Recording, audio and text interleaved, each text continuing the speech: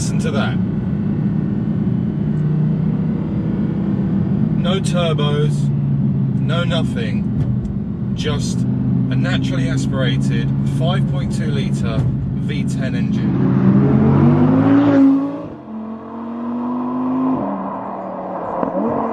The car has an OPF filter, so you'd think that it doesn't sound as good, right? Wrong.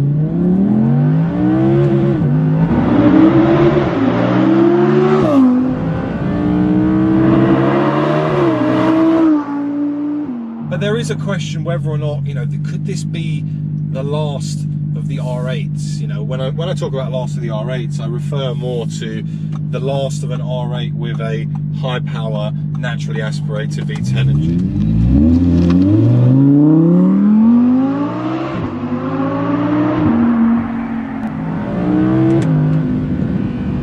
Because this running, lock me in there, because this running 612 bhp, it is ridiculous when it comes to power, and it just makes you wonder whether or not Audi will go down the route of turbocharging, like everyone has really had to do, because in this day and age now people are chasing a lot more economy, and let's face it, you're not going to get economy when it comes to just having a out and out big naturally aspirated engine. You get the noise, can't ever complain about a noise.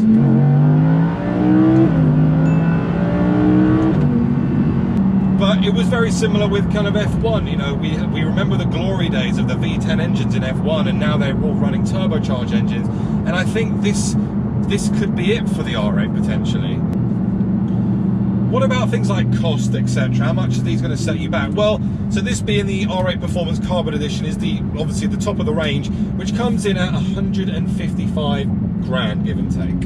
Obviously this is a press car, so it's slightly more, but it's the top of the range, so it's going to cost you the most money. Now, if you go down one level and you go to the R8 Performance, that comes in at 141,000. So there's a difference of around 13 grand just for all the carbon bits. But they do look incredible, particularly when you start to look at the carbon wing, the carbon diffuser, and everything else that comes with this car with regards to carbon fiber. The base model comes in at 121,000. So slightly big jump. And there's an argument to say that if you are going to buy one, you'll go for the one in the middle, I think. Gives you the best of everything, don't need the carbon, still get this noise. And that performance. It's mind-blowing performance, because the performance here is 0 to 60 in 3.1 seconds, which is ridiculously fast.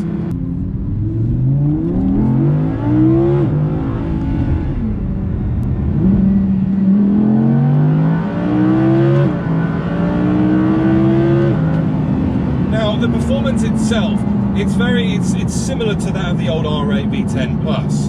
So they managed to squeeze an extra 10 bhp out of this. They've managed to squeeze an extra 30 foot-pounds of torque out of this car. And whilst Audi say that the top speed on this is 205 mile an hour, this exact car, the one I'm sitting in right now, a friend of mine, Joe Achilles, proved that this car can actually do 212 miles per hour. Proven on the German Autobahn.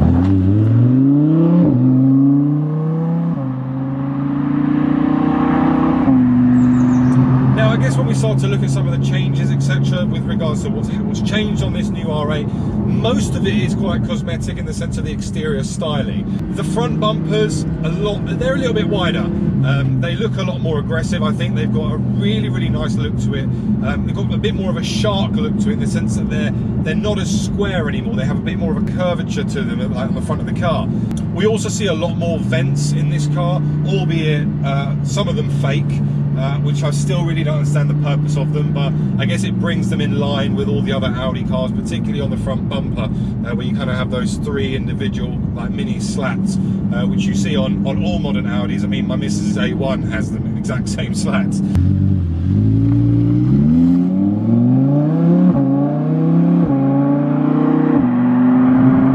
Handling on this thing though, Audi have made, flipping hell, that just ate that corner alive. Audi have made some subtle changes to the suspension on this car, which they say improves precision and it improves when you turn in and obviously point the nose in and it just go. But what I can tell you is the steering feel is very, very good. So in comfort mode, you know, the steering's nice and light. They've obviously done some stuff with it with regards to software upgrade on the electronic steering. But you've got obviously comfort mode, it's very easy to turn around and very lightweight. And then obviously you've got the different mode options, which I'll touch on very shortly, which do make a slight difference with how the car behaves, but also how the car's steering input feels as well.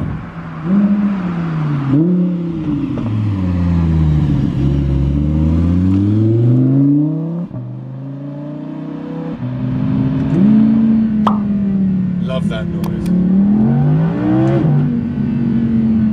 It's got such a thrust to it as well when you punch that, but you do literally need to be at the high end of the RPM to really get the most out of this car. You have to drive it, you have to drive it hard. The more you drive it hard, the more it rewards you, and it's brilliant. I love this car, I really, really do. With regards to the driver select, so you've got different driving modes as well on this car. So you've got comfort, you've got auto, you've got dynamic, and you've got individual mode. Each of these serve a different purpose, but most importantly in this car, in the performance version, is you have a magical performance button. One push of that, the revs rise, the steering gets harder, as in it gets stiffer, and also you pretty much turn off all the traction control. You then have 3 different settings within performance. You have dry, wet and snow, depending on the conditions you're in. But what I would say is that this car in the dry, when the tyres are nice and warm, and it does have the Michelin PS4s on it, which are great tyres, it sticks because of its 4-wheel drive platform. It really is a brilliant bit of kit. It's a lot more highly strung. It basically does everything more aggressively, which is what you'd expect from, well, the performance mode.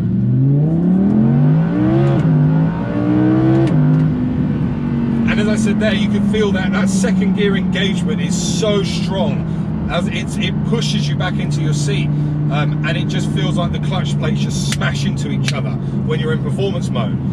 But then, you know, for me, if I was to buy one of these, it would be, you know, to really enjoy and maximize it, to drop gears like this, just go.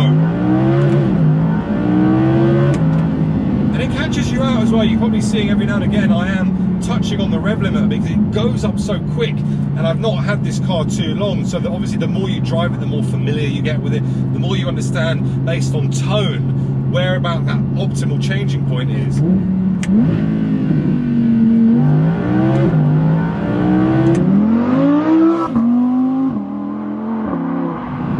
But that noise is just something that will keep you smiling forever.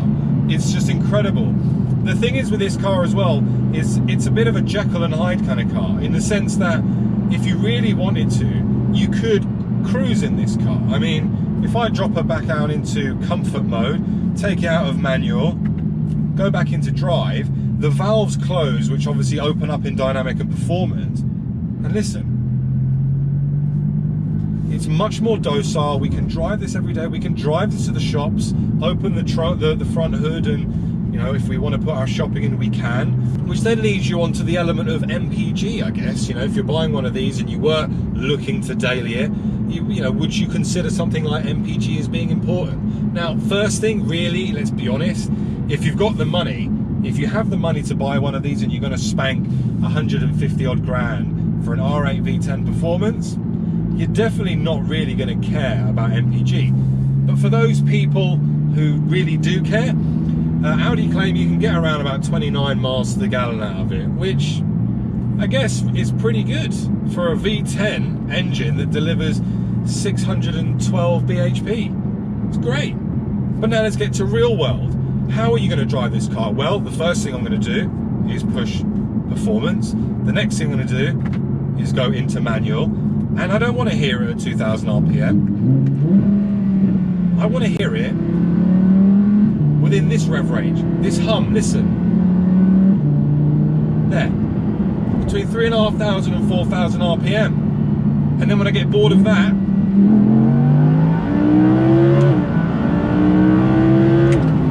that's where I'm going to be that's where I'm going to be driving this car. I'm going to be driving it high up the rev range. And so with me being a thirsty, lead-footed petrol head, what kind of MPG am I getting? Well, let's take a look. 10.1. Again, if you're buying this car to look at MPG, you bought the wrong car. The brakes on this are fantastic. Ceramic brakes do a really good job at stopping you.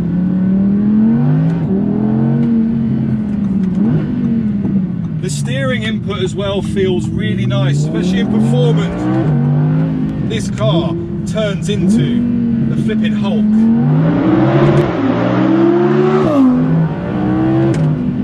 Wow, and those flipping gear shifts are just ridiculous. What a car. What a flipping car.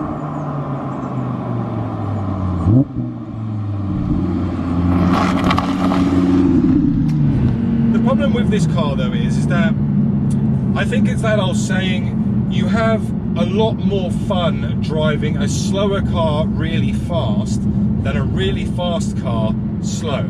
And if you haven't seen the reveal video of this car when I first had it delivered, I'm going to overlay a quick clip now when I took this to Millbrook Proving Ground, where I was able to get this car up to 120 odd miles an hour, and just show you quickly what this car's like when it comes to the way it delivers its power. So have a look at this.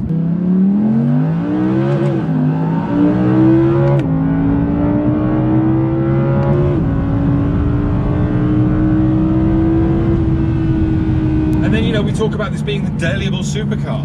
It's very dailyable, it really is. But then, should a supercar be a daily car? I don't know. In summary, I love this car. I think it's a beautiful car. It looks gorgeous.